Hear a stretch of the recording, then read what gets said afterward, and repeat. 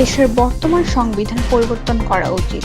সার্জিস বৈষম্য বিরোধী ছাত্র আন্দোলনের অন্যতম সমন্বয়ক সার্জিস আলম বলেছেন, দেশের বর্তমান সংবিধানে দেশের সাথে, দেশের মানুষের সাথে, রাষ্ট্রের সাথে, রাষ্ট্রের মানুষের সাথে সাংঘর্ষিক যে ধারণাগুলো রয়েছে সেগুলো পরিবর্তন করা উচিত, নতুনভাবে সাজানো উচিত।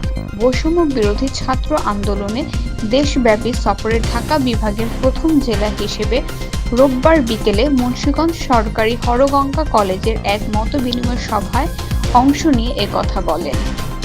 সমন্বয়ক সার্জিস আলম বলেন, পৃথিবীর ইতিহাসে ঘরে ঘরে, সাম্রাজ্যে সাম্রাজ্যে, দেশে দেশে, জাতিতে জাতিতে যত বিভাজন ঘটানো হয়েছে, যত ধস ঘটানো হয়েছে, সবগুলোর পূর্বে একটি কাজ করা হয়েছে, সেটি হচ্ছে ঐক্য ভেঙে দেওয়া হয়েছে।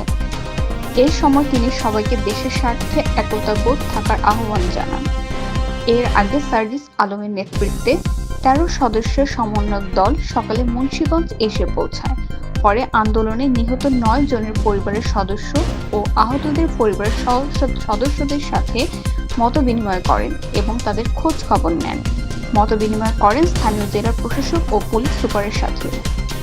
গত ৪ আগস্ট মুন্সিগঞ্জের সুপার মার্কেট এলাকায় বৈষম্য বিরোধী ছাত্র আন্দোলন চলাকালে ছাত্রদের সাথে আন্দোলনে যোগ দিয়ে গুলিবিদ্ধ হয়ে নিহত হয় মুন্সিগঞ্জ শহরের উত্তর ইসলামপুর এলাকার রিয়াজুল পরাজি, মোহাম্মদ সজল ও নূর মোহাম্মদ ডিপজল।